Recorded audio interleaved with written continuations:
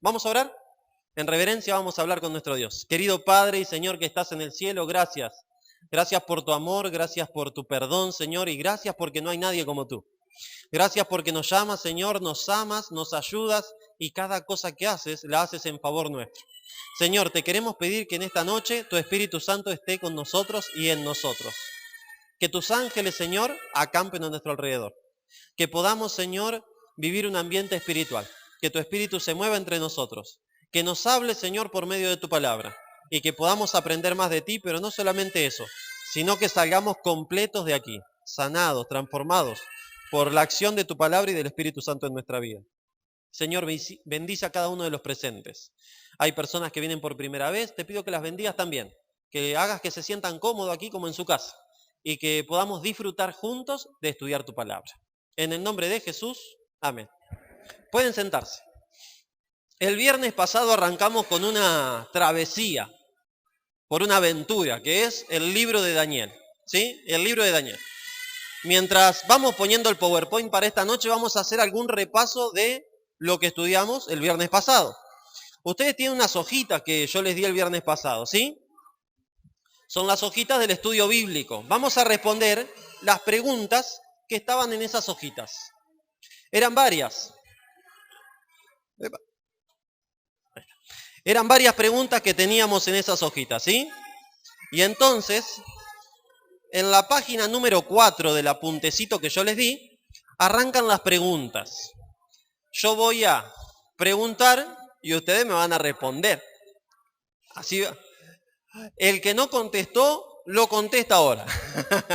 Tranquilos que no pasa nada, ¿sí? Entonces nos dice la primera pregunta. ¿Para qué tiempo especial de la historia mundial se escribieron las profecías del libro de Daniel? Para el tiempo del fin. Muy bien. Lo habíamos visto en todos los versículos y ahí los tienen anotados. ¿Qué promesa le da Dios a su pueblo con relación al futuro? Eso estaba en Amós 3:7. ¿Se acuerdan del versículo? Porque no hará nada del Señor Jehová sin que revele sus secretos a sus siervos los profetas. Entonces, ¿cuál es la promesa? Revelación. Siempre Dios va a revelar lo que va a hacer. ¿Sí? Pregunta número 3. ¿Por qué deberíamos estudiar las profecías bíblicas? Muy bien. Para que nuestra fe se ensanche y crezca. Porque Jesús dijo, os lo he dicho para que cuando suceda, creáis. Muy bien. ¿Qué consejo dio Jesús mismo en su sermón sobre los hechos finales con relación a las profecías de Daniel? Eso estaba en Mateo 24:15. El versículo reza lo siguiente, dice, cuando veáis en el lugar santo la abominación del asolamiento de la que habló el profeta Daniel, el que le entienda entre paréntesis, y ahí empieza a desarrollar todo lo que tienen que hacer los que vean eso. En síntesis, ¿qué está diciendo Jesús? Que hay que leer Daniel. Exacto, que estemos atentos y que en Daniel hay algo especial. La abominación del asolamiento. ¿Quieren que les cuente qué es la abominación del asolamiento, esa palabra rara? Sigan viniendo, porque nos toca en el capítulo 7 y en el capítulo 11. Así que estén tranquilos, ya vamos allá. Bien, vamos con la siguiente. Esta cosa que se apaga. Ahí está. Pregunta número 5. El libro de Daniel comienza con un conflicto de proporciones en el Medio Oriente. ¿Qué dos naciones estaban involucradas? Muy bien, Babilonia y Jerusalén, ¿no? Babilonia fue a atacar a Jerusalén, que el rey de Jerusalén era Joaquín. Muy bien. Vamos a ver qué más pasa. Pregunta 6. ¿Quién era el rey de Babilonia? Nabucodonosor. Qué nombre, ¿no? Perdón. A veces los padres no pensamos en nuestros hijos cuando tengan que ir a la escuela. Imagínense Nabucodonosor en la escuela. Nabucodonosor, Nabuqué le decían los otros. Era un nombre bastante largo.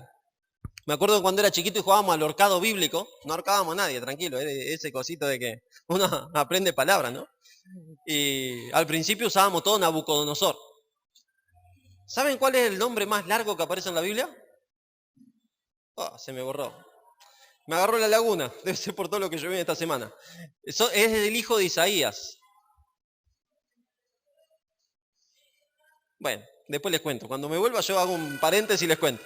Es un nombre que está compuesto por 3 nombres, pero es un solo nombre. ¿Sí? Así que vamos a seguir. Esta laguna que vienen. Versículos. Pregunta 7. Describe las cualidades de los 3 jóvenes hebreos que Nabucodonosor llevó cautivos. capítulo 1 de Daniel, versículo 4. ¿Qué capacidades tenían estas personas? Muy bien, gracias. Perfecto, buen parecer, sabio e idóneo. Eran lindos, ¿no? Dice la Biblia que eran lindos. Hay algunos que, la Biblia nunca dice que era muy feo, ¿no? No describe a nadie muy feo. Bueno, cuando describe a Jesús, dice que no tenía ningún parecer, o sea que era como cualquiera de nosotros, medio feíto nomás, ¿no? Era así nomás. Pero cuando describe a David, por ejemplo, dice que era rubio y de hermoso parecer. Era un Leonardo DiCaprio de hace 4000 años atrás.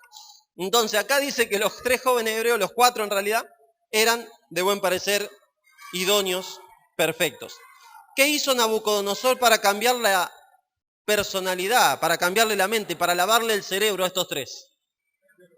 Les cambió los nombres. Sus nombres reflejaban su adoración hacia Dios, pero Nabucodonosor le cambió los nombres hacia sus dioses. ¿Se acuerdan que dijimos que el libro de Daniel, detrás de escena, tiene un gran conflicto de adoración? ¿Sí? ¿Qué decisión tomó Daniel que cambió el curso de su vida? Propuso en su corazón no contaminarse. Exactamente. Daniel propuso en su corazón no contaminarse. Si nosotros decidimos proponer en nuestro corazón, ¿qué es el corazón? La mente, ¿no? El pensamiento. Si nosotros proponemos no contaminarnos, nuestra vida va a cambiar. ¿Sí? Entonces, primero, hay que decidir no contaminarse de ningún sentido, ¿no? ¿Cuáles son las vías de acceso a nuestro cuerpo? Los 5 sentidos. Entonces, prestemos atención, esto queda de tarea para cada uno. Ahora cuando se vayan a su casa, presten atención en esta semana a ver si están contaminándose o no. Fíjense que escuchan, que ven, que comen, que tocan, que olfatean, ¿sí? Y entonces traten de no contaminarse. Vamos a seguir. Pregunta 10. ¿Qué le pidió Daniel al siervo del rey? Muy bien, le pidió una tregua, ¿no? Y le dijo, mirá, yo no me quiero contaminar con la comida que ustedes nos dan, así que por favor, por 10 días, dame otra comida. Y aunque tuvieron ahí una disyuntiva, le permitió. Por 10 días. ¿Qué beneficios obtuvieron Daniel y sus compañeros por su decisión de ser totalmente obedientes a Dios? ¿Los resultados físicos cómo fueron? 10 veces mejores. ¿Los resultados mentales? 10 veces mejores. ¿Los resultados políticos? 10 veces mejores. Entonces, ¿tendrá sentido proponernos como Daniel no contaminarnos? Claro que sí. Claro que sí. Entonces, como Daniel, cada uno de nosotros, habíamos dicho el viernes pasado, tenemos que proponer en nuestro corazón, en nuestra mente, no contaminarnos con las cosas que nos contaminan, que puede haber 1.000.000 de cosas que nos contaminan. Cada uno tiene que analizar su vida. No analice la del que está al lado, no sirve eso. Cada uno analice para sí, ¿no? Analice su vida, su experiencia y diga, bueno, tengo que proponer no contaminarme. Yo esta semana casi logro mi objetivo, ¿sí? Casi. ¿Se acuerdan qué les dije que iba a hacer esta semana? Me había propuesto algo yo. Me había propuesto no comer harina. Vamos, anda y todo, pensé que no iba a andar. Y casi logro mi objetivo de una semana de no comer harina. Casi. Lo fui a visitar a Roberto un día y me comí un grisín. Uno solo, agarré 2, otro se lo traje a la Elu porque me agarró cargo de conciencia, ¿vieron? Entonces digo, no, yo había dicho que no iba a comer. Bueno, pero un grisín no hace nada, ¿no? Un grisín no hace nada. Y entonces, hoy comí fideos, ¿sí? Fueron las 2 cosas, pero casi una semana aguanté. Así que ahora la semana que viene no, mira, una semana de tregua, la otra voy de nuevo, otra vez a la batalla. Una semana sin harina, vamos a ver si lo logro, una semanita sin harina, ¿no? Y entonces ahí estoy luchando contra mi propio alimento, mi propio apetito, porque me encanta la harina. Y a ustedes también, yo sé, a todo argentino le encanta la harina. Ustedes imagínense comer un mes sin harina. Ya uno no sabe qué comer, porque todo lo que comemos tiene harina. Y es tan rica. Imagínense si comemos un mes sin harina y lo dejamos sin trabajo, pobre Roberto. Así que nadie haga esa dieta, por favor. Una semanita está bien, pero un mes no. Entonces, uno tiene que proponer no contaminarse. Y en el no contaminarse vienen los resultados, a corto y largo plazo. Ahora también les conté en un desafío de largo plazo. Tienen que orar por mí, ¿sí? Esta semana tuve con mi entrenador. ¿Se acuerdan que le conté que me bajé unos videitos de un tal, no sé cómo se llama, un negro grandote, así que es medio personal trainer? Y hace 2 días hice gap. Ahí me enteré que era glúteo, muy bien, abdominales y pierna. ¿Y saben por qué me enteré? Porque el otro día me dolían las 3 cosas, ¿no? Las abdominales de hace 2 días todavía las tengo acalambradas. Y entonces me acuerdo que cada vez que hago un poquito de fuerza me acuerdo de mi entrenador, ¿no? El del videíto, y digo, y él se sonríe, ¿no? Cuando está ahí. A él no le debe doler nada, pero a mí me duele todo. Entonces, ¿qué dije? La semana que viene voy a seguir. Y entonces esto, ¿por qué les cuento esto? Porque la vida física es muy parecida a la vida espiritual. Es muy parecida a la vida espiritual. Cuando nosotros empezamos en la vida espiritual a hacer ejercicio espiritual, nos acalambramos espiritualmente, ¿no? Y entonces hay que seguir, porque es un entrenamiento, es un entrenamiento. Y entonces, bueno, hicimos ejercicio el viernes pasado, nos dimos una semanita de tregua para no acalambrarnos y ahora vamos de nuevo. ¿Les parece? ¿Podemos arrancar con el capítulo 2 de Daniel? Avanzamos entonces con el capítulo 2 de Daniel. Y después de repasar el capítulo 2 de Daniel, vamos a cantar un último canto. Y le voy a pedir que canten más fuerte porque los niños nos están ganando. Nos están ganando. Los niños cantan más fuerte que nosotros. Así que en el último canto le vamos a jugar una competencia. Necesito 2 voluntarios que sean laboriosos. Laboriosos. A ver, le vamos a pedir acá a Roberto. Ahí está. Muy bien, gracias Lucas. Uno para cada uno. Ese es el estudio número 2. Cada uno de ustedes se lo lleva y para el viernes que viene lo traen respondido. Y entonces hacemos el repasito. ¿Está bien? Muy bien. Vamos a avanzar entonces con Daniel capítulo 2. Antes de arrancar con Daniel capítulo 2, quiero contarles y comentarles 3 conceptos básicamente. ¿Sí? El concepto de revelación, inspiración e iluminación. Porque cuando nos vamos a acercar a la Biblia tenemos que tener claros estos conceptos. Primer concepto, revelación.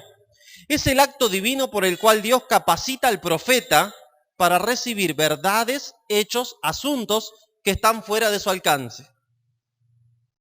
En otras palabras, que el profeta no puede dar por su propia cuenta o como fruto de su estudio. Ejemplo, la visión de Daniel 7, después la leen. Y ahora en Daniel 2 también vamos a tener revelación también. El proceso de la revelación está dado en el modelo de Apocalipsis, capítulo 1, versículo 1 al 3, donde nos dice que Dios le da la revelación a su Hijo Jesucristo, Jesús se la da al ángel se la da al profeta y el profeta la da a la iglesia. Entonces, ¿qué es la revelación?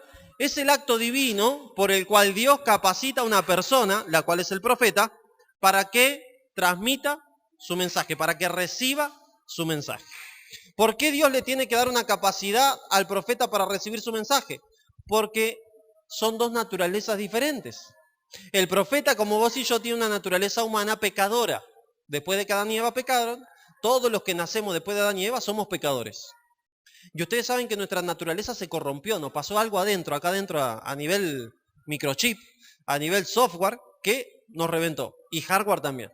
Entonces, si se quieren enterar qué pasó en nuestra naturaleza y por qué a veces nos salen las cosas mal y por qué a veces lo que queremos hacer no lo podemos hacer y lo que hacemos no nos gusta, vengan a partir del lunes. Del lunes al sábado vamos a tener reuniones a las 8 de la noche. Y ahí vamos a estar contando qué pasó con nuestra naturaleza. ¿Sí?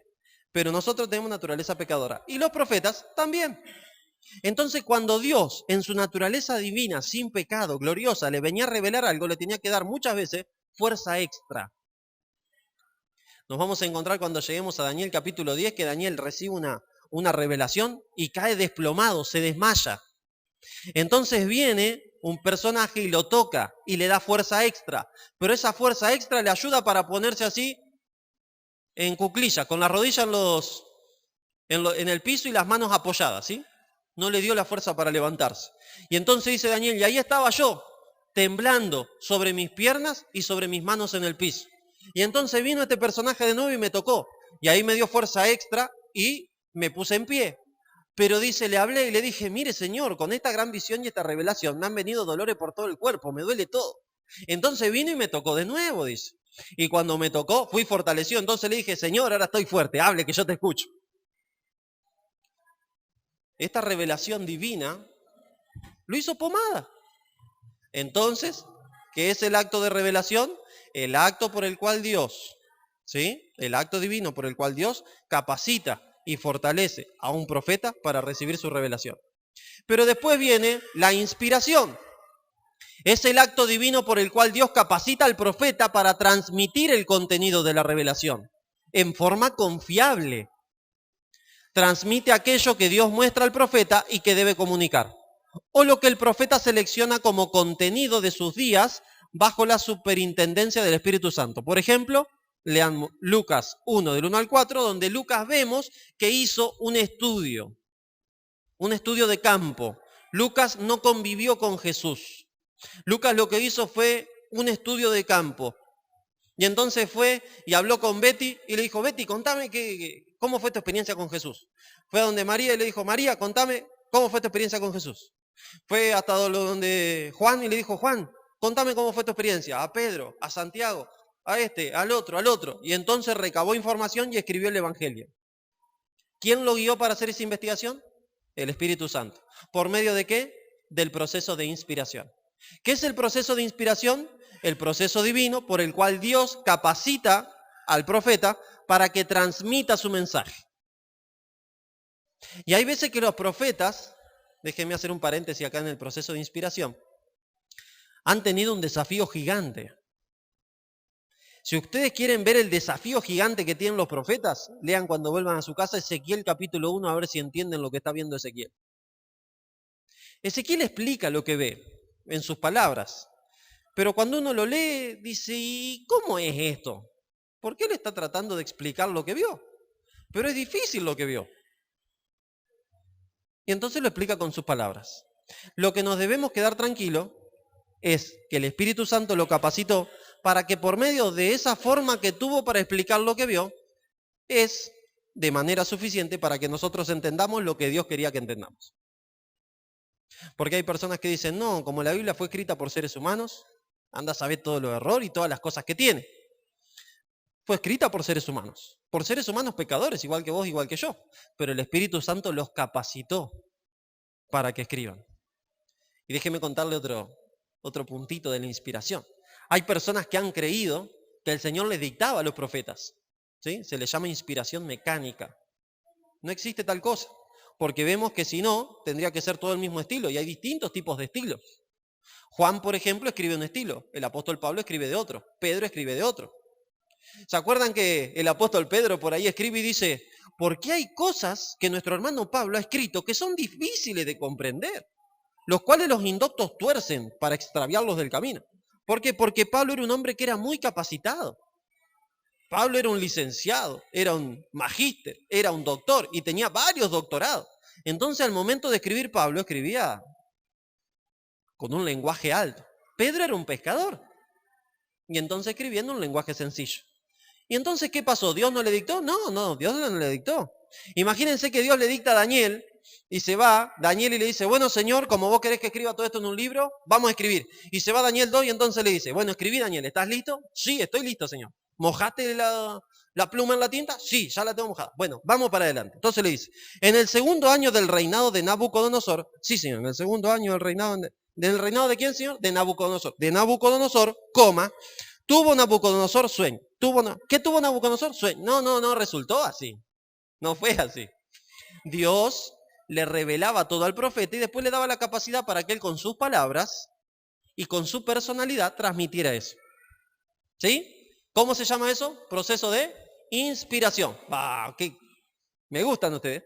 Teoría dinámica de la inspiración. Indica que hay algo sobrenatural que actúa a nivel del escritor bíblico, guiando a la mente del profeta a seleccionar lo que debe decir o escribir a través de sueños, visiones o procesos de selección. La inspiración es a nivel del pensamiento y no de palabras. El profeta ve y luego con su vocabulario, su estilo personal, él escribe lo que ve. Dios se revela al profeta en su cultura, en su idioma. Dios ha comunicado su mensaje a través del vehículo imperfecto del lenguaje humano. Imagínense que vamos todos en un barco, ¿no? Y entonces nos agarra una tormenta en el mar y quedan solamente 2 personas vivas, los otros nos morimos todos, ¿sí? Vamos acá, queda María y queda Ariel vivo, ¿sí? Y quedan vivos ahí en un barquito de salvataje y lo único que pudieron rescatar de todo el barco, ¿saben qué? Una lata abierta arriba, tiene la boca abierta, que tenía aceite de motor. Eso es lo único que tienen en la mano. Si se ponen a tomar agua del mar, ¿qué les pasa? Se mueren. Y entonces no pueden tomar agua del mar. Tienen que esperar que llueva para tomar agua o que lo rescaten. Entonces pasan 2 días, casi están deshidratados y muertos y empieza a llover.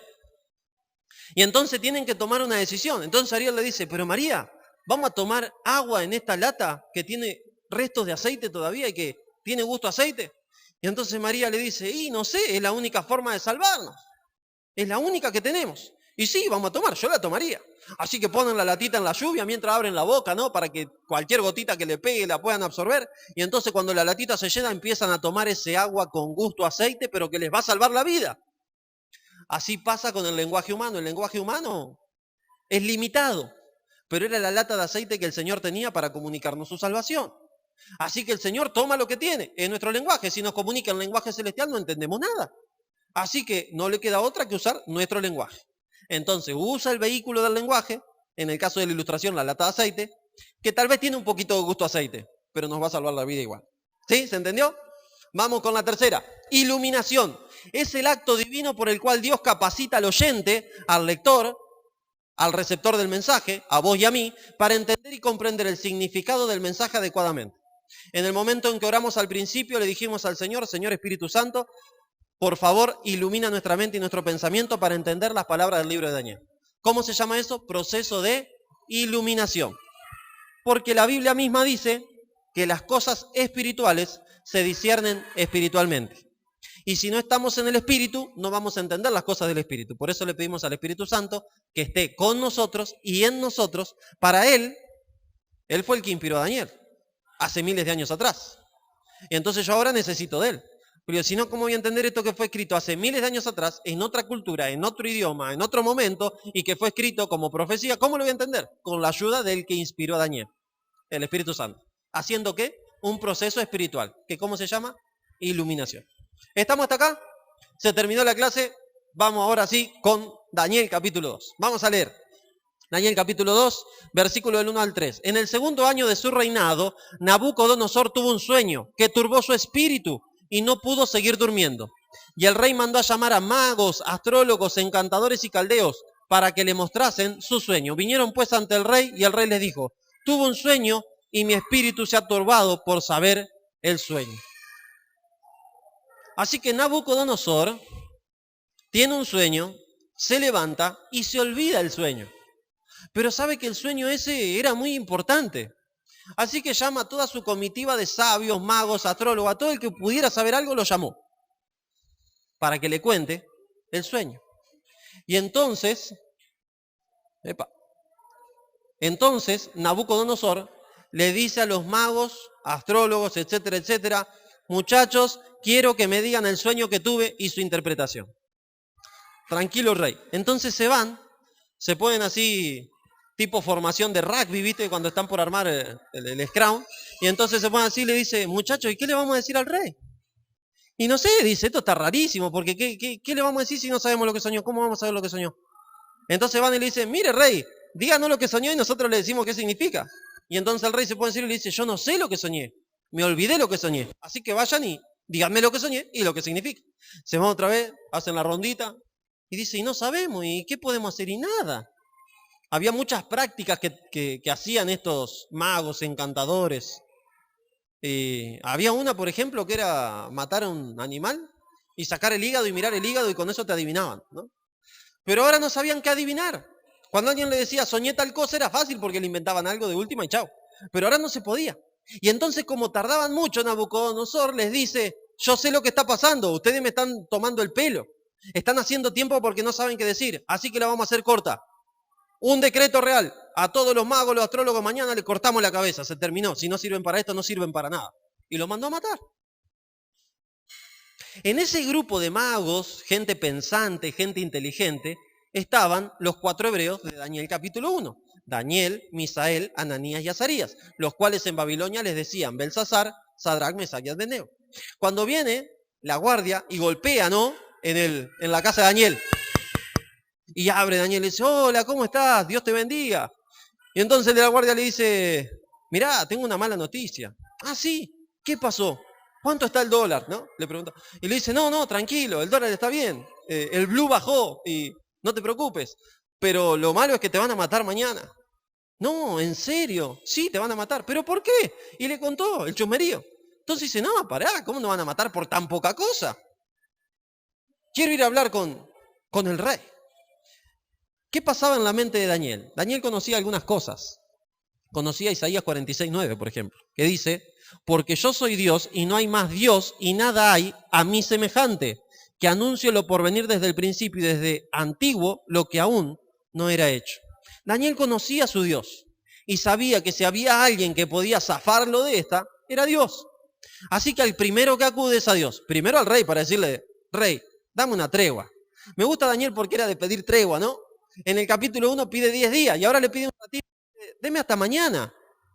Yo tengo un Dios todopoderoso que me puede revelar esto, pero deme un tiempito para que yo le pregunte, para que nos juntemos. Vaya ahí a una cita, nos juntemos a charlar, él me dice y yo después vengo y le cuento. Nabucodonosor no estaba demasiado conforme, pero bueno, acepta. Y entonces, Daniel, ¿qué hace con sus amigos? Vamos al libro de Daniel. Hace un grupo pequeño, ¿no? ¿Quién tiene grupo pequeño acá en la casa? ¿O quién está formando parte de un grupo pequeño? Ahí en la casa de Roberto tenemos una casa de oración, acá Ariel está formando parte, acá también en la casa de María tenemos una casa de oración. Bueno, los jóvenes se van turnando, ¿no? Van de casa en casa ahí, pero tienen un grupo pequeño también. Vamos a hacer un grupo pequeño allá en la casa de Julia a partir de la semana que viene, no sabemos qué día, pero ya le vamos a avisar.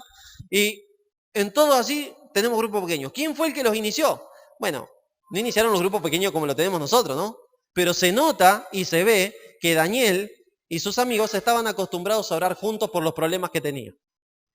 ¿Qué es lindo que hagas en tu casa de oración, en tu grupo pequeño? Oren juntos por los problemas que tengan, porque Dios contesta las oraciones de sus hijos. Es más, dice, cuando dos se pongan de acuerdo en la tierra y me pidan algo, yo les voy a responder. Así que oren, como hizo Daniel y sus amigos. Daniel y sus amigos decidieron orar, y nos dice la palabra de Dios en Daniel capítulo 2. Vamos a buscar. Versículo 16, y Daniel entró y pidió al rey que le diese tiempo y que él le mostraría la interpretación al rey. Luego se fue Daniel a su casa e hizo saber lo que había acontecido a Ananías, Misael y Azarías, sus compañeros, para que pidiesen misericordias del Dios del cielo sobre este misterio, a fin de que Daniel y sus compañeros no pereciesen con los otros sabios de Babilonia. ¿Qué hicieron? Se comunicaron con el jefe. El problema nuestro, cuando tenemos un problema, vamos a los que no nos lo pueden resolver, que son nuestros amigos de acá del planeta Tierra. Y está bueno tener amigos del planeta Tierra, es necesario. Es necesario por lo menos tener 5 amigos, dicen algunos psicólogos, ¿no? Entonces puedes pensar, ¿cuántos amigos tenés? Amigos, no de los de Facebook, ojo. Sí, no me vengan con los grupitos de Facebook. Sí, Roberto Carlos era el que cantaba que yo quiero tener 1 millón de amigos. Se le hubiera hecho re fácil ahora. Pero bueno, en aquella época no existía Facebook, ¿no? Pero no me vengas con eso. ¿Cuántos amigos tenés? De esos amigos que vos sabés que estás a 1000 kilómetros y lo necesitas y vos lo llamás y el tipo, no sé, capaz que tenga que perder el trabajo, pero va porque vos lo necesitas. Buscá de esos amigos. Los otros amigos que están cuando todo va bien no sirven para nada, ¿eh? No sirven para nada.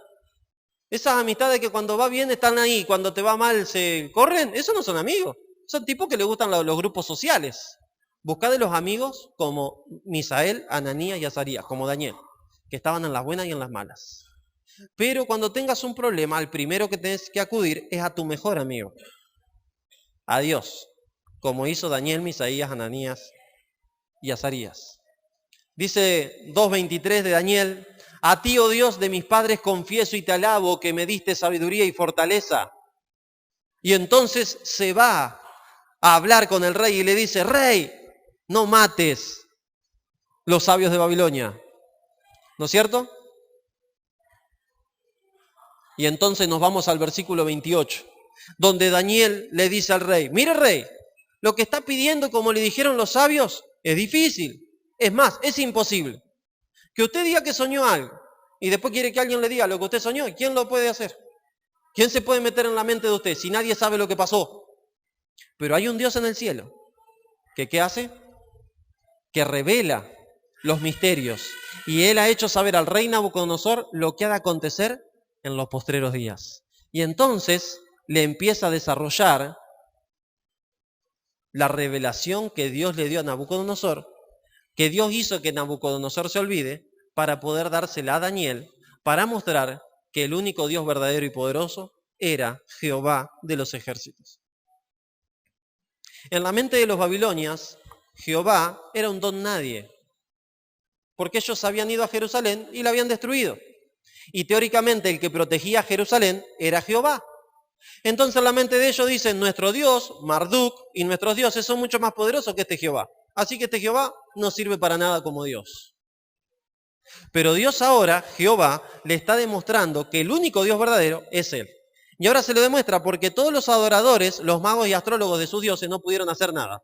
Pero Daniel, el único que estaba ahí, junto con Ananías, Misael y Azarías, adorador del verdadero Dios, son los únicos que le van a dar una revelación imposible para un ser humano. Y le dicen que lo hace Dios. En el capítulo 3 vamos a ver que Dios se muestra de nuevo. En el capítulo 4 vamos a ver que Dios se muestra de nuevo. Porque hay un conflicto ¿de qué? De adoración. De adoración. Entre el Dios verdadero y los dioses falsos. En mayo, si Dios quiere, vamos a tener una semana especial. En la cual vamos a hablar de los derechos legales. De los derechos que tenemos como ciudadanos celestiales ante el cielo y ante la tierra. De las obligaciones que tenemos. Y también vamos a hablar, y vamos a tomar un día para hablar de una lucha de kickboxing que hubo hace miles de años atrás, ¿sí? Donde apareció un luchador amateur, nadie lo conocía, y era Jehová de los ejércitos. ¿A dónde apareció? A un torneo, que se hacía ¿dónde? En el país más populoso y más grande de ese momento, Egipto. Y entonces ahí fue y se subió al ring, y empezó a pelear de a uno. Y todos los egipcios apostaban a los dioses egipcios. Nadie apostaba por Jehová porque nadie lo conocía, decía, ¿quién es este que nadie lo conoce? Este no va a ganar el torneo, lo va a ganar alguno de los nuestros. Pero lo que pasó fue que Jehová empezó a ganar, y entonces ganó. Y todos los que habían apostado por los dioses egipcios perdieron todo lo que habían apostado. Y algunos de ellos, que se avivaron, se fueron con el bando de Jehová. El amateur que había caído a Egipto a luchar esa batalla. Hay una película, no de esto, es una película secular, que me va a servir como ilustración. Así que yo le voy a pedir que antes de mayo ustedes se vean esta película. Y seguro que algunos de ustedes la vieron. ¿Quién vio Gigantes de Acero? ¿Por las manos? ¿Gigantes de Acero? Bien, es una película de fantasía, por así decirlo, ¿sí? Porque habla de un momento donde hay robots que son grandes y entonces la gente ya no se pelea entre ellos a puñetes, sino que pelean los robots para no golpearse entre ellos. Miren esa película. Y cuando la miren, Jehová en ilustración es Anton, ¿sí? Un robotito que no lo conoce nadie. Y de eso vamos a hablar cuando hablemos de los dioses de Egipto. Acá Dios se está revelando y le está diciendo a Nabucodonosor, si hay un Dios verdadero, ese soy yo. Por boca de Daniel. Y entonces le dice, tú, oh rey, viste una gran estatua majestuosa. Esa estatua era enorme y muy brillante. Estaba en pie ante ti y su aspecto era terrible. La cabeza de esa estatua era de oro fino, sus pechos y sus brazos de plata, su vientre y sus muslos de bronce, sus piernas de hierro y sus pies en parte de hierro y en parte de arcilla o de barro cocido. Mientras tú mirabas, una piedra fue cortada sin intervención de ninguna mano que hirió a la estatua en sus pies de hierro y arcilla y los desmenuzó toda la estatua y se hizo un monte gigante. Y entonces el rey dice, sí, es el sueño, ahora me acuerdo, ese mismo, ¿cómo hiciste? No, ya le dije, rey, que yo no soy. El que me lo reveló es Jehová, el Dios a quien yo adoro. Pero no termina ahí, rey, esto recién comienza, le dice Daniel. Espere que se va a poner sabroso, se va a poner lindo. Este pastor Haroldo me está copiando el sabroso, Yo le voy a tener que hablar con el pastor Haroldo y le voy a tener que decir, pastor Haroldo, no diga más sabroso porque yo me copio, sino diga rico, diga otra cosa. Se está poniendo lindo, ¿no? Se está poniendo lindo, le dice Daniel. Entonces le dice, usted vio una estatua gigante. ¿De qué era la cabeza? De oro. Los pechos de plata, el vientre y los muslos, las piernas, las piernas de hierro y los pies de hierro y barro mezclados, ¿sí? 4 metales es igual a 4 reinos. Si ustedes leyeron el apunte número 1, se van a dar cuenta que en los símbolos que están ahí anotados en las primeras 3 hojas aparecen 4 metales de la estatua de Daniel 2 y simboliza los 4 reinos. Y si ustedes hicieron la tarea y hoy leyeron Daniel 2, el mismo Daniel 2 dice que son 4 reinos, que uno va a suceder al otro. Entonces para eso ustedes se tienen que ir a una enciclopedia de historia y ver desde el imperio babilónico cuáles fueron los otros imperios. Pero recuerden que Daniel se está escribiendo en el 600 a.C.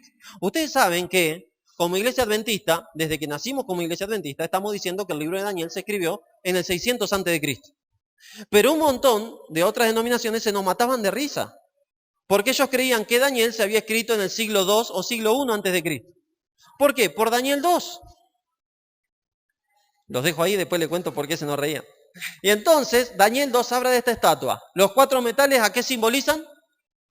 4 reinos, 4 imperios, ¿sí? Los metales, ¿qué le pasa a los metales? Se degradan y endurecen.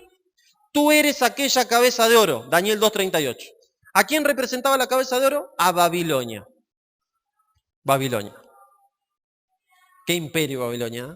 Algún día Dios quiera que podamos hablar de Babilonia. Vamos a hablar de Babilonia algún día. Daniel capítulo 5, nos vamos a tomar un espacio ahí, unos 10 minutitos para hablar y contarle y chusmearle de Babilonia. Cuántos santuarios había, qué pasaba con el pórtico de Ishtar, qué se hacía por ese camino, etcétera, etcétera. Cuántos dioses tenían, cómo era la adoración de Babilonia y un montón de cosas que son lindas de Babilonia para saberlas, para entender el conflicto de adoración que existe en el libro de Daniel. Babilonia, los jardines colgantes.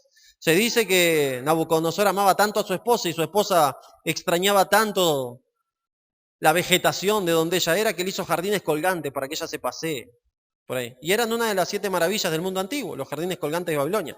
Babilonia, ¿por qué estaba representada entonces? Por la cabeza de oro. Después de Babilonia vino un imperio que era un imperio combinado, era un imperio fusionado, los medos y los persas. ¿Por qué están representados los medos y los persas? Por la plata y por el pecho y los 2 brazos. Fíjense qué pícaro que es Dios, ¿no? Para hacer los símbolos.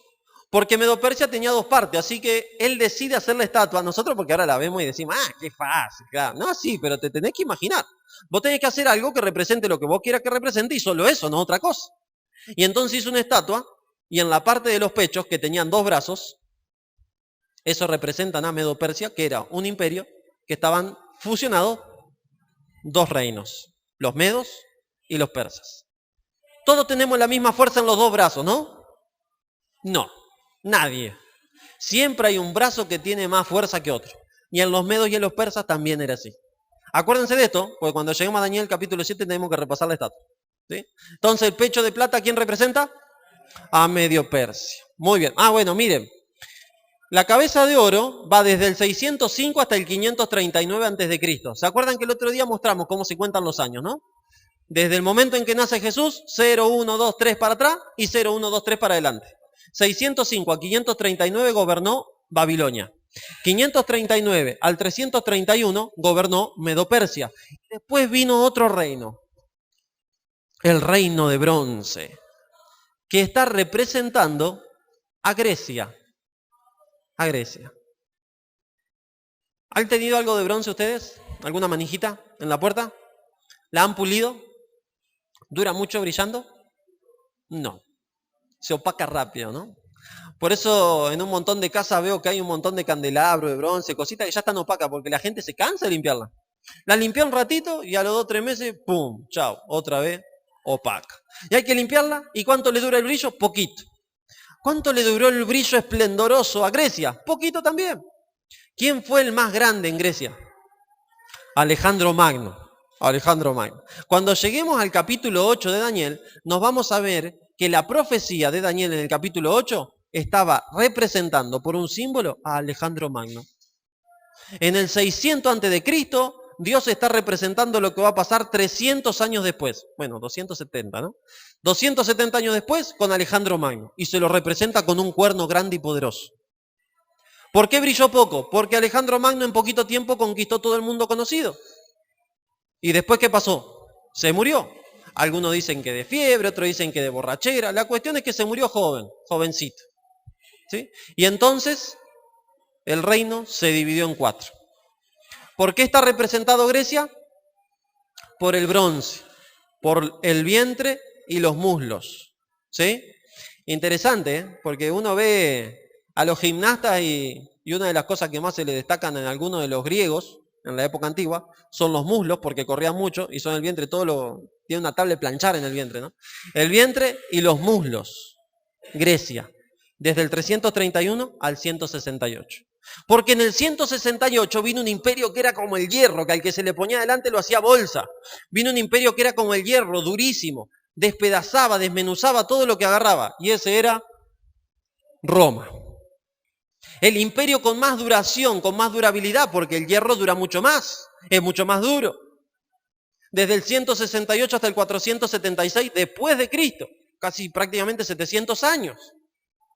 Roma, hierro, dureza, firmeza, rigidez. Así era Roma.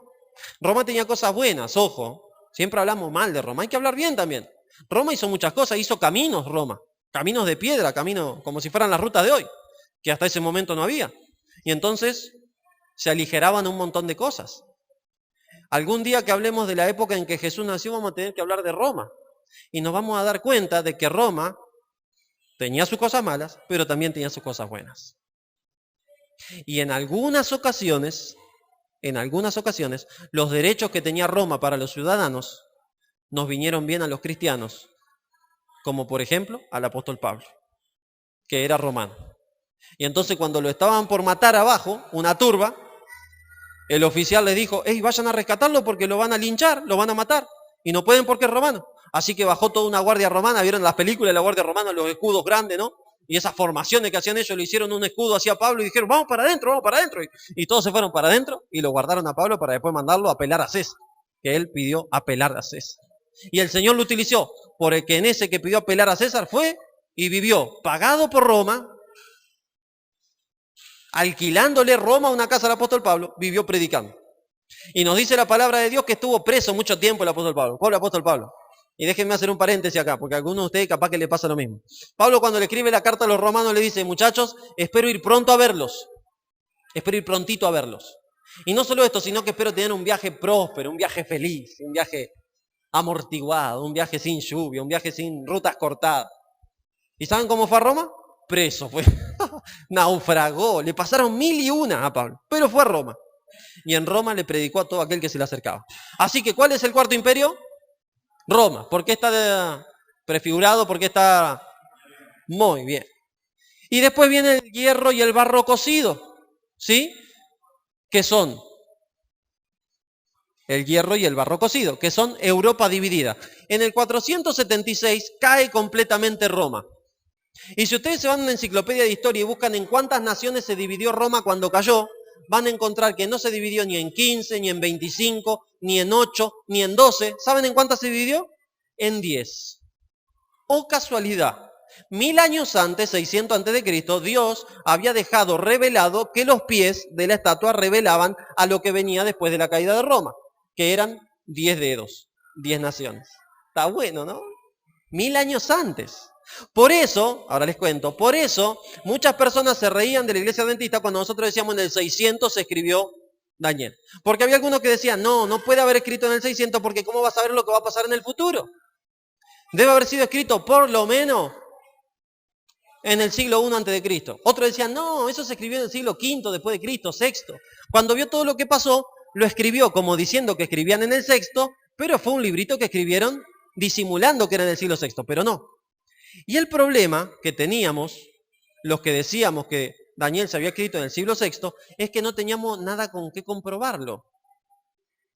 Porque todos los papiros y referencias que teníamos de Daniel, los más viejos que teníamos, los más viejos, eran de siglos después de Jesús. Eran copias de esa época. Y entonces nos decían, y bueno, y si fue escrito, ¿cómo no tenemos ninguno? ¿Cómo nunca se encontró un papiro, un pergamino, algo que sea más viejo? Desde antes de Jesús. No hay, no existe. Así que ustedes se están mintiendo. Pero ustedes saben que en la época, en la década del 50, encontraron unas cuevas. Se les llaman las cuevas de Qumran. Y ahí encontraron un montón de rollos.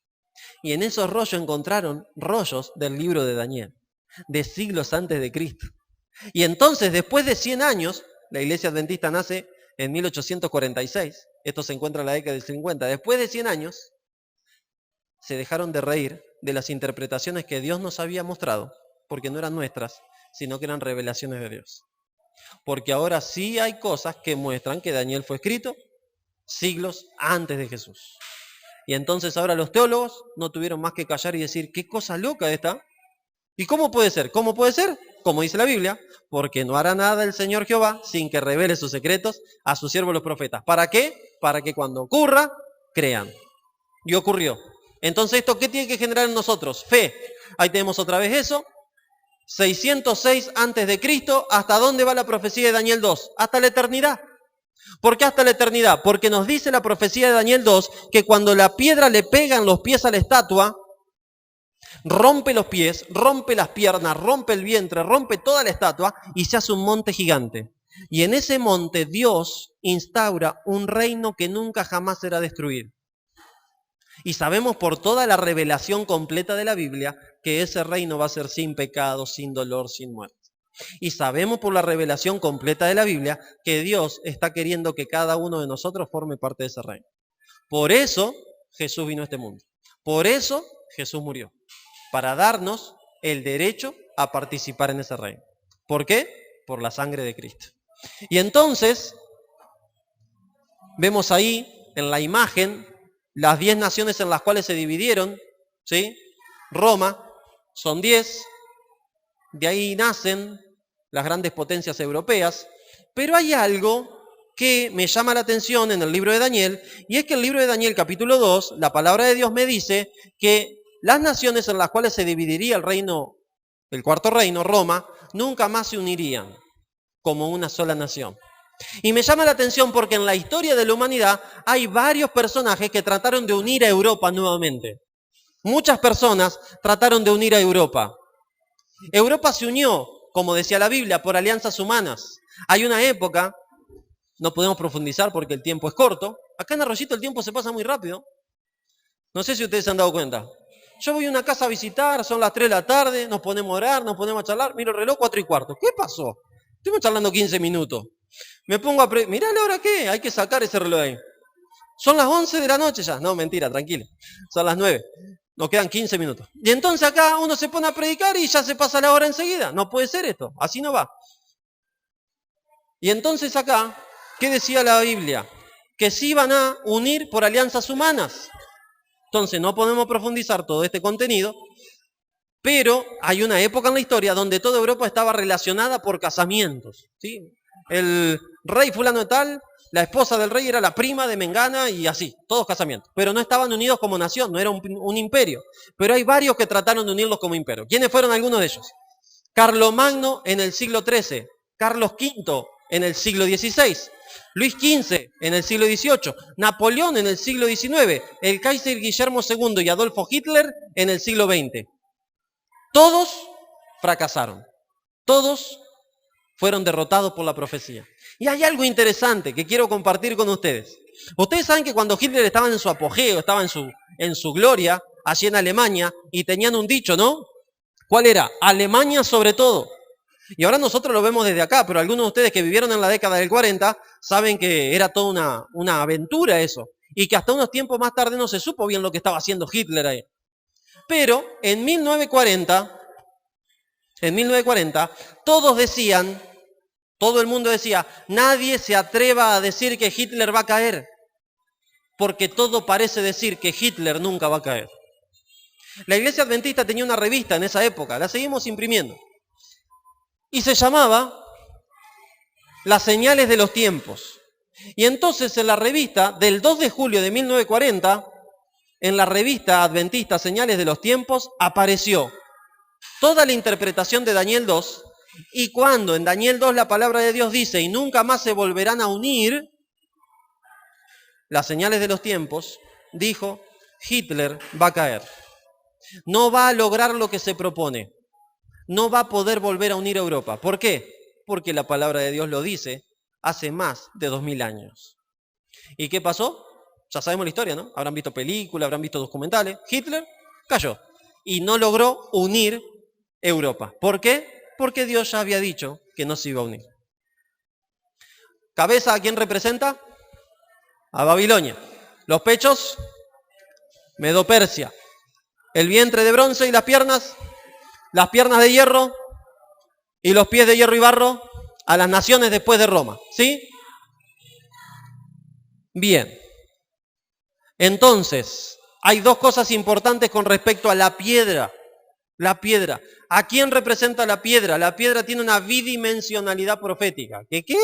La piedra tiene como dos representaciones, podríamos decir. Por un lado, está representando, ¿sí?, el reino de Dios. y por otro lado está representando a Cristo Jesús. El reino de Dios se representa por la piedra que viene, le pega a la estatua y se hace el monte. Pero la piedra que viene y le pega a la estatua es Cristo Jesús en su segunda venida. ¿Cristo vino una vez ya? Sí. ¿Cómo vino Jesús? Pobre, nació en un establo, vino como un maestro, caminó por las calles, anduvo sanando, enseñando, predicando y murió en una cruz. Hizo muchas más cosas, ¿no? Murió en una cruz y al tercer día resucitó. Un domingo tempranito, fueron a ver dónde estaba y ya no estaba. Y los ángeles dicen, ¿por qué buscan al que está muerto al que está vivo? Y prometió que va a volver por segunda vez. Pero cuando vuelva por segunda vez, no va a venir en un pesebre, no va a venir pobre, no va a venir caminando, sino que va a venir en las nubes de los cielos con miles de millones de ángeles. Y va a venir hacia la tierra y va a ser como esa piedra que viene a destruir la estatua. Y fíjense cómo Jesús mismo dice que es la piedra. Salmos 18:31. ¿Quién es el Dios sino solo el Eterno? ¿Quién es la roca sino solo nuestro Dios? ¿Cristo es Dios? Amén. Me llamará mi Padre, mi Dios, la roca de mi salvación. También te digo que tú eres Pedro, le dijo Jesús en Mateo 16:18. Y sobre esta roca, señalándose a sí mismo, sobre esta roca edificaré mi iglesia. Y la muerte, el infierno, la muerte, no prevalecerá contra ella, dijo Jesús. Hay personas que tristemente analizan un poquitito mal este versículo y piensan que la roca era Pedro. Piensan que Jesús dijo, también le digo, tú eres Pedro, y sobre esta roca edificaré mi iglesia, como que le estaba diciendo a él. Porque la palabrita Pedro significa roca pequeña, ¿sí? Canto rodado, roquita. Pero cuando el Señor Jesús dice sobre esta roca, está hablando de una roca gigante, está hablando de una roca que la muerte no prevalezca contra ella. ¿La Biblia nos dice que Pedro resucitó? No. ¿Pero nos dice que Jesús resucitó? Sí. La muerte no prevaleció con Jesús. Y si nos vamos al capítulo 1 del libro de Apocalipsis, versículo 16, nos dice Jesús mismo de su boca, yo tengo la llave de la muerte porque yo vencí la muerte. Así que la roca es Cristo. Acercaos a él, dice 1 de Pedro 2, 4 al 6, piedra viva, reprobada por los hombres, pero elegida y preciosa para Dios. Por eso dice la Escritura, pongo en Sión la principal piedra del ángulo, elegida, preciosa. El que cree en ella no será defraudado. La piedra es Cristo. Entonces, ¿qué nos dice el libro de Daniel? ¿De qué nos habla? De los eventos finales. ¿Y qué nos dice el libro de Daniel? Que en los eventos finales, en el fin del mundo, Cristo vendrá por segunda vez. Las naciones del mundo llegarán a su fin. Y Dios establecerá su reino. Y le dijo, ¿se acuerdan Lucas 23:42? El ladrón que estaba colgado al lado de la cruz. Jesús, Señor, acuérdate de mí cuando vengas en tu reino.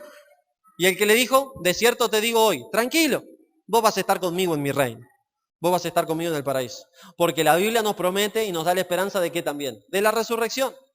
1 Corintios 15, 2 Tesalonicenses, nos dice que cuando el Señor venga por segunda vez, los que han muerto en Cristo resucitarán. Entonces, su reino durará ¿por cuánto? Por cientos de años, por miles de años, para siempre. No lo podemos entender, pero aceptémoslo por fe, durará para siempre. Como seres finitos que no vivimos más de 100 años, no entendemos lo que es la eternidad. Pero una vez un chiquito le preguntó a la maestra qué era la eternidad. Y entonces le dice, maestra, ¿qué es la eternidad? Porque en la iglesia hablan de la eternidad, yo quiero saber qué es la eternidad. Y vivían cerca del mar y le dijo, ¿viste el océano? Sí, imagínate que es un tanque gigante el océano y que tiene conectada una canilla, como si fuera un dispenser. Sí, yo me lo imagino, maestra, yo me lo imagino. ¿Y qué más? Dice, imagínate que por esa canilla, cada 1000 años cae una gota. Sí, maestra, ¿y qué más? Ese es el principio de la eternidad. Cuando de a gota cada 1000 años se termine de vaciar el océano, ahí recién está comenzando. No podemos entender qué es la eternidad, pero Dios no promete eso, eternidad. Venid benditos de mi Padre, Mateo 25:34, heredad del reino que ha sido preparado para vosotros. Cristo está preparando un reino para vos. Para mí, para todos. El asunto es que hay muchos que no quieren ir al reino del Señor. Pero vos no te preocupes por los otros hoy, vos preocupate por hoy y hacete la misma pregunta que me hago yo. ¿Yo quiero ir al reino que Dios está preparando para mí? Entonces, si quiere ir al reino que el Señor está preparando para vos, decirle, Señor, yo quiero ir. Porque como el rey lo está preparando, nosotros no tenemos que preparar para ir a ese reino. Y entonces decirle, Señor, yo quiero ir, necesito prepararme. Para ir al reino del Señor, según una parábola, tenemos que ponernos un vestido. Pero tranquilo, no son costosos los vestidos, ¿no? Son esos vestidos caros. Porque ¿vieron cuando llega una fiesta, no? ¿El problema cuál es? El vestido o el traje. Es lo más caro de cualquier fiesta. Te invitan a un casamiento y aparte del regalo te tienen que comprar un vestido. No sabes que te sale más caro. Pero el vestido para ir a la fiesta de bodas del Señor, porque va a haber comida. Sí, va a haber comida. Cada parte importante de la Biblia está relacionada con la comida, mis hermanos. Sí, por eso yo lo voy a invitar a comer algún día, tranquilo. Si ustedes se fijan, las palabras más profundas que Jesús alguna vez la dijo en una situación de comidas. Y si ustedes ven cómo relaciona la venida del Señor Jesús, la relaciona con una gran cena. Así que sabe que a nosotros nos gusta comer. Entonces la comida va a estar preparada y el vestido te lo da Él. Así que prepárate, porque Jesús está preparando el reino. ¿Qué dice el Padre nuestro? Venga a nosotros tu reino. Señor, ven pronto a buscarnos. Y Daniel 2:21 dice, Él cambia los tiempos y las épocas. Quita reyes y pone reyes, da sabiduría a los sabios e inteligencia a los entendidos. Revela lo profundo y lo escondido, conoce lo que está en tinieblas y la luz mora con Él, porque Él mismo es la luz. Terminemos. Vamos a considerar 3 aspectos de lo que dijimos hoy. Considerando que el Imperio Romano abarcaba la región geográfica donde vivía la mayor parte de la gente que durante el siglo I tenía acceso y leía las Sagradas Escrituras. Conociendo y creyendo en el Dios de la Biblia, y siendo evidente que el Señor no reveló profecías que identifiquen a los imperios Parto, Cusán o Han, territorios donde aún el pueblo de Dios no se había establecido. Segunda consideración, considerando que del mismo modo cuando los imperios de Asiria, Babilonia, Persia y Grecia llegaron al pináculo de su poder, contemporáneos a ellos existieron otros imperios importantes en el mundo, y lo único que los distinguía de los demás fue la presencia del pueblo de Dios bajo sus gobiernos. Por lo tanto, llegamos a la formulación de un principio de interpretación profética. Presten atención. ¿Cuál es ese principio? Las profecías de las Sagradas Escrituras, referidas a naciones, pueblos, tribus y lenguas, tienden a referirse a las regiones geográficas del mundo donde vive la gente creyente y que por su conocimiento de las Sagradas Escrituras y su fe en Dios se beneficiarán más con la comprensión de la revelación de las profecías. ¿Qué dijimos en todo esto? Hay personas que dicen, y bueno, ¿y Señor por qué no le reveló también a todos los imperios de los japoneses y de los chinos? Porque no tenía sentido. Porque el pueblo de Dios no vivía ni en Japón ni en China en esa época. Había otros imperios en Asia, pero nada tenían que ver con el pueblo de Dios. ¿Y la revelación de la Biblia para quién es? Para el pueblo de Dios. No quiere decir que Dios está discriminando a los otros, para nada. Pero ¿para qué lo va a revelar si en ese momento no había pueblo de Dios en ese lugar? Así que nadie iba a comprobar si se cumplía o no, porque nadie lo iba a leer. Entonces Dios revela las profecías y habla de los lugares geográficos, las tribus, naciones, pueblos y lenguas, de los lugares donde está su pueblo. Por eso de los 4 imperios que revela la estatua, son los 4 imperios donde vivieron ¿quién? El pueblo de Dios. ¿Se entendió hasta acá? Muy bien. Texto clave de Daniel 2, un texto hermoso, el texto que tienen que atesorar en su corazón, ¿cuál es? Daniel 2, 20 al 22. Y Daniel habló y dijo, sea bendito el nombre de Dios de siglos en siglos, porque suyos son el poder y la sabiduría. Él muda los tiempos y las edades, quita reyes y pone reyes, da la sabiduría a los sabios y la ciencia a los entendidos. Él revela lo profundo y lo escondido, conoce lo que está en tinieblas y con él mora la luz. ¿En quién confiaba Daniel? En Dios. Aunque nuestro mundo parezca que se está cayendo a pedazos, mis hermanos y amigos, Dios está en control. Dios está en control. Aunque tu vida parezca que se está cayendo a pedazos, si vos le querés dar el control de tu vida al Señor, el Señor va a estar en control. Entonces, ¿qué lección espiritual podemos sacar de Daniel 2? Tengamos la fe que Daniel tenía en su Dios. ¿Cómo hacerlo? Conociéndolo. ¿Cómo conocerlo? Seguí viniendo a la iglesia. ¿Cómo conocerlo? Seguí leyendo la Biblia. ¿Cómo conocerlo? Orá como hacía Daniel y sus amigos. ¿Cómo conocerlo? Empezá a formar parte de uno de los grupos de oración que tenemos en las casas. Y de esas formas vas a conocer cada vez más y más a Jesús. Tu Salvador, mi Salvador, la roca de la salvación, quien está laburando ahora en el cielo, preparando un lugar para vos y para mí. Tema del capítulo 2, Dios es el gran revelador. Dios está en control de esa revelación, pues es el único que revela y también dirige el futuro de los pueblos. Vemos la oposición del profeta verdadero en relación con los profetas falsos. Y Dios se demuestra como el único que puede revelar el futuro. Continuará. El viernes que viene analizamos entonces, con la ayuda del Señor y con su dirección, Daniel capítulo 3. A partir del lunes, todos los que quieran pueden venir a las 8 de la noche. Vamos a estar haciendo una semana especial, ¿sí? Y en esa semana especial vamos a estar hablando de varios temas bíblicos. Todos los temas que vamos a tratar están en la palabra de Dios. Entre los temas que vamos a tratar están, por ejemplo, el gran conflicto del bien y el mal. Entre los temas que vamos a tratar está la justificación y la santificación. Entre los temas que vamos a tratar está la consagración y los dones espirituales. Así que va a estar interesante. No por el que va a predicar, sino por lo que va a leer el que va a predicar, que es la Biblia, ¿sí? Así que no miren al que predica, ustedes escuchen lo que el Señor tenga que decir. Entonces, confiamos que el Señor lo va a hacer interesante. Así que los esperamos a las 8, desde el lunes hasta el próximo sábado. Entre medio va a estar el viernes, que vamos a hacer Daniel. Los viernes son de Daniel, ¿sí? Viernes queda Daniel hasta julio, solo Daniel. Así lo terminamos. Pero todos los otros días, de lunes a jueves y sábado inclusive, vamos a estar haciendo una semanita especial para cortar el día y venir un tiempito a la iglesia para seguir conociendo a nuestro Salvador. Querido Padre y Señor que estás en el cielo, gracias. Señor, nos entregamos en tus manos, en esas manos poderosas que todo lo pueden, en esas manos que está preparando un lugar para cada uno de nosotros en el cielo. Señor, bendícenos, que tu Espíritu Santo repose en nosotros. Gracias por el estudio de esta noche.